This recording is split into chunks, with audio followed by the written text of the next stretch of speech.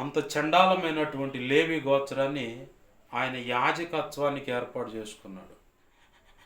అసలు చూద్దామన్న పొరపాటును కూడా ఏ నీతి కనపడిన యోధా గోత్రాన్ని ఆయనే రావటానికి, యేసయ్య రావటానికి ఇష్టపడ్డాడు. ఆ గోత్రాన్ని దేవుని యొక్క నీతి న్యాయ విధులు మనకు అర్థం కాకుండా ఇంతే గంభీరంగా ఉంటాయి. కాబట్టి ఒకవేళ నిన్ను ప్రత్యేకంగా దేవుడు కోరుకున్నాడా, నువ్వు అనొచ్చు నా కులం అట్ట, నా కుటుంబం ఎట్ట, అది ఇదని. మరి వీళ్ళ సంగతి ఏంది? ఈ లేవి గోత్రం సంగతి ఏంది? యోధా గోత్రం సంగతి ఏంది? ఆ 12 గోత్రాలు చండాలపు గోత్రాలు అవే. A1గా లేవి వస్తుంది, A2గా యోధా గోత్రం వస్తుంది.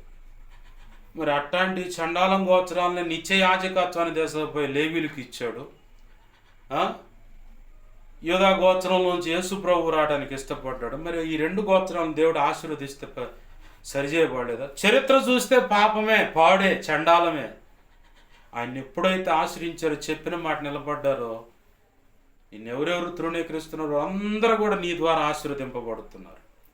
అది నువ్వు సహకరించి ఇష్టపడి ఆయన చెప్పిన మాటకు లోబడితే.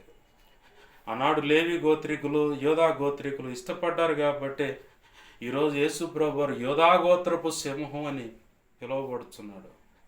లేవీలు యాజకులని పిలువబడుతున్నాడు. ఎంత గౌరవ మర్యాదలు! నిన్ను నువ్వు తొంగి చూసుకుంటే ఒకవేళ నా బ్రతుకట్ట చండాలం అది ఇది అనుకున్నా, మరి వాళ్ళని ఆశీర్వదించాడు, నిన్ను కూడా ఆశీర్వదించాలనుకుంటున్నాడు. ప్రభు కృపనిస్తాడు. రండి ప్రార్థన చేసుకుందాం.